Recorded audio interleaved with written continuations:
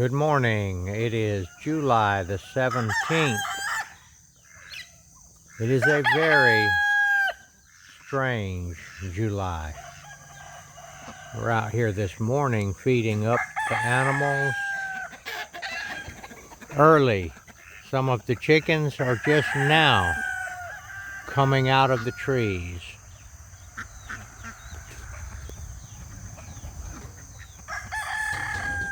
It's that early in the morning.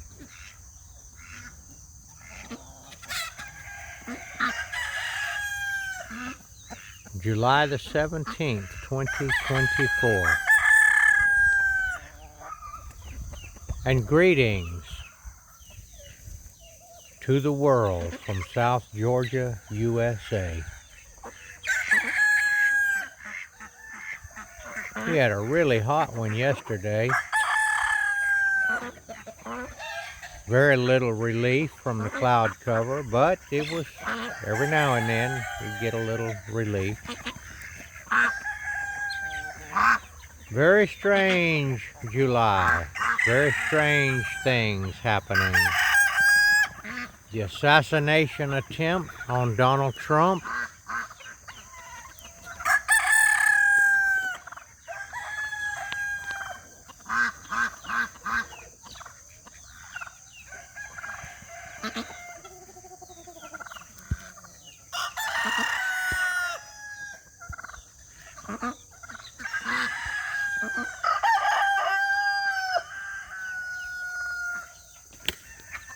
I honestly, the roosters are really hollering out, and I'll have to repeat myself several times. I honestly am undecided about whether that assassination attempt was a real attempt or some kind of a false flag. I'm just going to say I'm 50-50 on it. I can't tell at this time. I do know that many people think they don't have any question about it at all. And I know that there are others that are quite sure that the whole thing was a so-called false flag or a staged event. There are reasons to believe that it might have been, and there are other reasons to believe that it might not have been. I guess time will tell.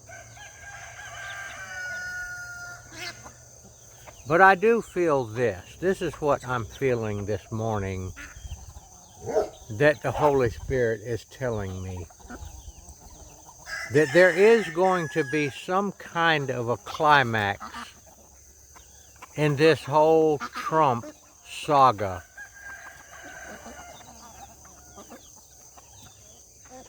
That there is going to be some kind of a shift in the power structure of the United States and probably the world.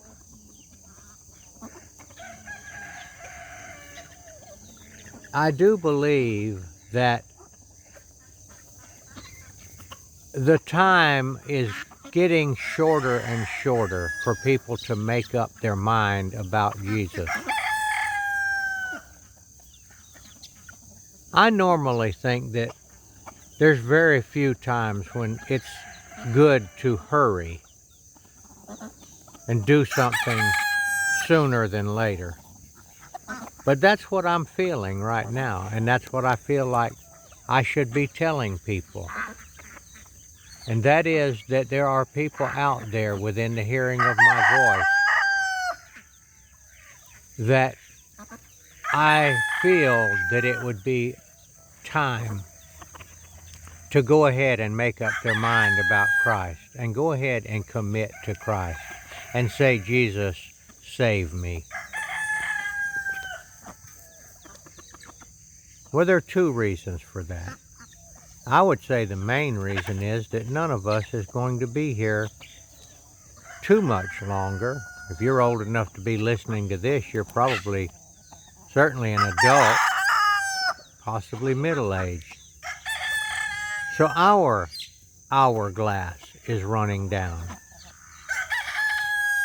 And I would say that it would definitely be a good idea to commit to Christ. Ask Him to save you, because we don't know. We do not know the day of our death. And the other reason is that Christ has promised to return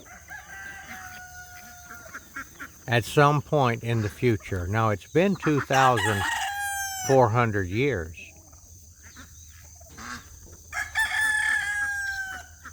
And it is looking more and more like the end of the world. We now have weapons that can destroy the entire world. We have biological weapons that I believe have been released upon the human population more than once in the last 50 years, and possibly recently in the so-called pandemic. They certainly have such weapons.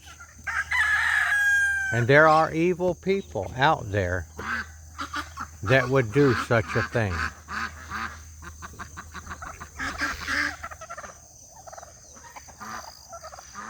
Over here at the Satsuma orange tree, this tree is particularly known as a Brown's Best or Brown's Select.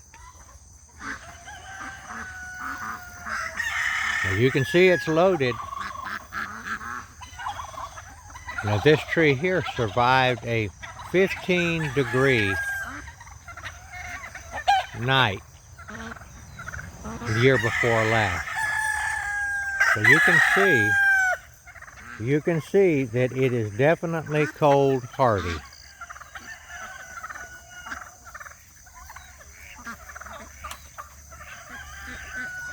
Now this one over here did not survive. Only the rootstock, which was a trifoliate rootstock. And it came up from the ground in multiple branches. That trifoliate rootstock is used because it is so cold hardy. But I grafted some of that Brown's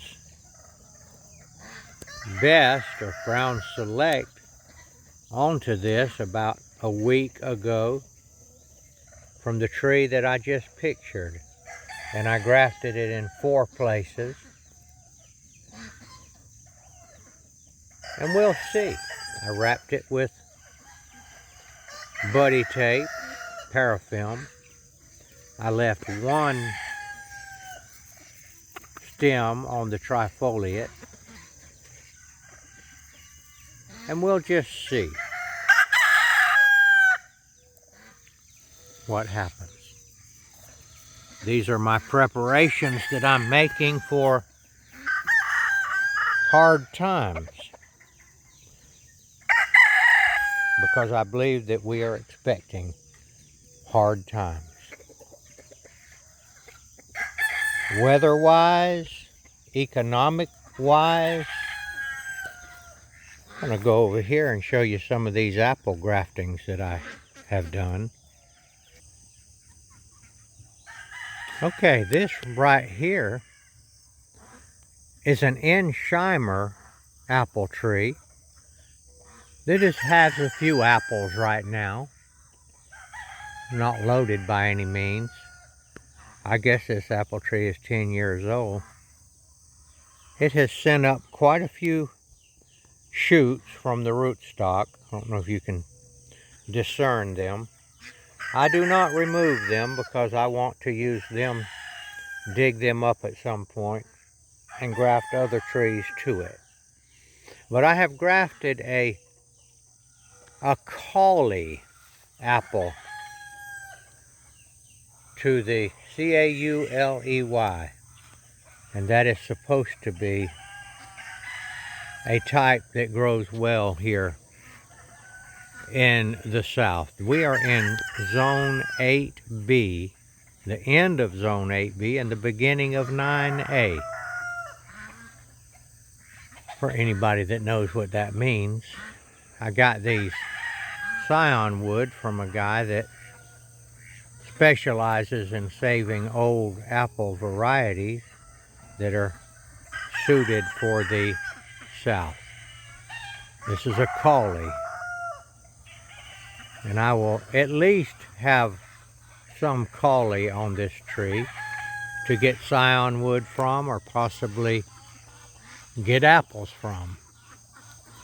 It took quite well. Here's another one that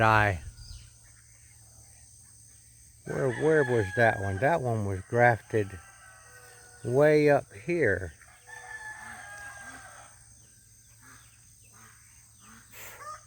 And it has taken quite well. There's the graft right in there.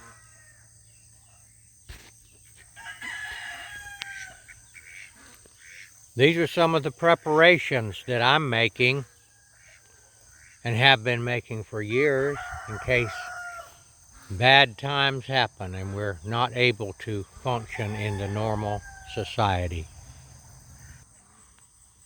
Here's another trifoliate rootstock that the orange,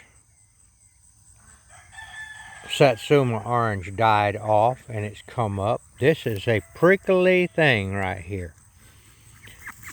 But this right here will be, show you the thorns on it. This tree actually makes bitter oranges. It's uncertain whether it's even an orange or not, but it grafts well to oranges. This one here, I will definitely, or hopefully, I don't want to say definitely, I might definitely not be here in 5 minutes. Hello, little puppy. There's my little Kangal Pyrenees mix that wants to be loved and loves to go with us anywhere we go on the four-wheeler. She behaves herself quite well. She's not chased the chickens or anything like that. Yes, baby, you're a good girl. And they love to be petted. This is man's best friend right here. Everybody knows that saying. And the flea, there, she's not eating up with them, but there's one that's bugging her. So I'll probably graft some of the Brown's Best, Brown's Select Satsuma onto here at some point. And also you can graft lemon on there and some other citrus types. All right, this is a native persimmon tree that I planted from seed probably, I don't know, quite a few years ago. And it is having fruit. It's actually loaded this year. Now the American persimmons are not very big. They are astringent, and you have to wait until they get soft just to show you the persimmons on this tree. But I don't think there's any better tasting persimmon in the world. The Oriental persimmons, I'll show you one of them and how big they are. Look at that. And they're not grown yet. This is probably a Fuyu. They're very tasty and they are non-astringent. I could eat it right there like it is there, green.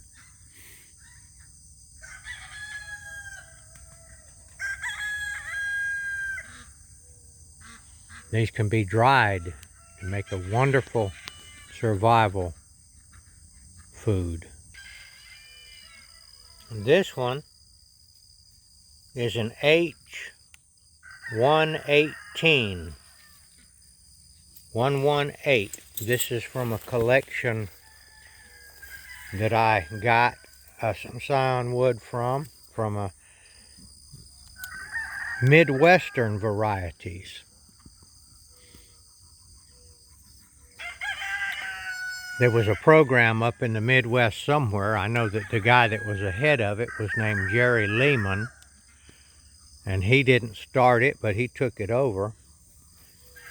And now he is deceased. But I feel fortunate to have gotten in touch with him and gotten some scion wood from some of these Midwestern types. They're quite a good bit larger than the Georgia type persimmons. They are also astringent. There's one there that's acting like it's going to be ripe. And these have been here 10 years also, and they're finally really, I was beginning to wonder if they were going to fruit. Well, they fruited a little bit, but it looks like they're coming into their own. It doesn't even have a name, it has a number. A couple of olive trees that I planted. Newest variety. I really can't tell you what it is. I cannot remember the name, but I call them P. It starts with a P. I've got it written down somewhere. But apparently these olives will make in this climate. I was fortunate to get these. And I've got another one over here. And I've got quite a few more out there. I do love olives, and I love olives in brine. So I'm looking forward. I may have olives to actually eat in the next couple of years. Well, as you can see, I have been preparing, and I love this, growing trees and grafting trees and gardening. Another fuyu tree.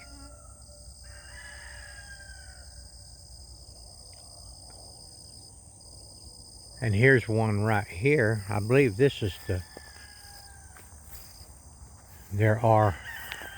this is another one of those Midwestern types. Let me get down there and find out what it is. All right, this one here is called K69. It's another one of those Midwestern types. By the way, these ones from up in the Midwest do not intermarry with the southern persimmons. They don't cross. However, you can graft them onto the southern rootstock. So that's kind of interesting that there are two types. This one here is fruiting now. Got some pretty nice persimmons on it. K69.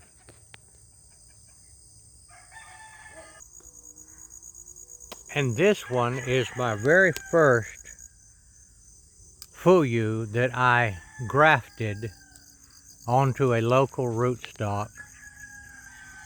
I don't know if you can see it, but it is loaded.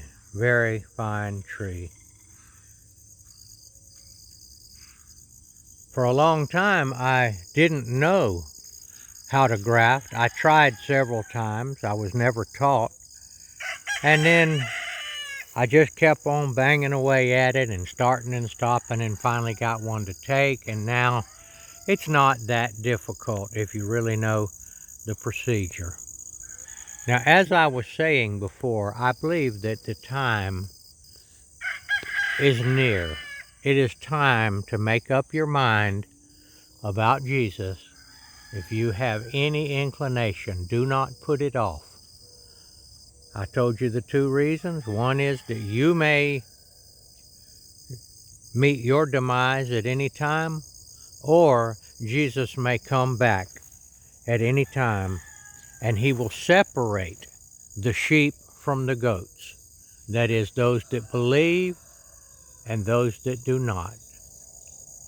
Now, how do you get into the graces of Jesus?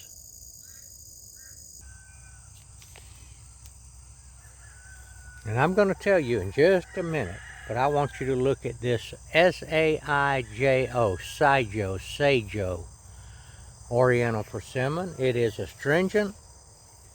but it is a delectable treat.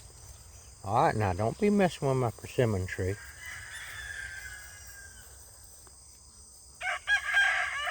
10, 15 years old, I'm not sure anymore. I got this one from Just Fruits and Exotics down in Florida. And I have very nice tree. I will be offering some limited amount of scion wood from these trees. If anybody's interested, I guess you can contact me on the comments on the video and we can try to get together on it. About Jesus. He made it very simple. But it's not so simple because we have a thing called pride that does not normally allow us to see God or come to God. I don't know how to overcome it. I can't give you instructions, but I can tell you that Jesus said that if you ask Him, He will give you. If you knock on His door, He will open the door. I used to try to worry about trying to figure out how to tell people to do it, but that's not my problem. That's not my job. My job is just to tell people that He said ask Him. How you come about coming to ask Him, that's not in my job description. Ask Him if you want to. If you don't, you don't. Some of you are in a position now to where you about don't have any choice. All right, that's a little tour. That's my opinion about what needs to be done, and I think it needs to be done sooner than later. I got a lot more trees around here. I'll be showing them from time to time. And as this stuff gets ripe,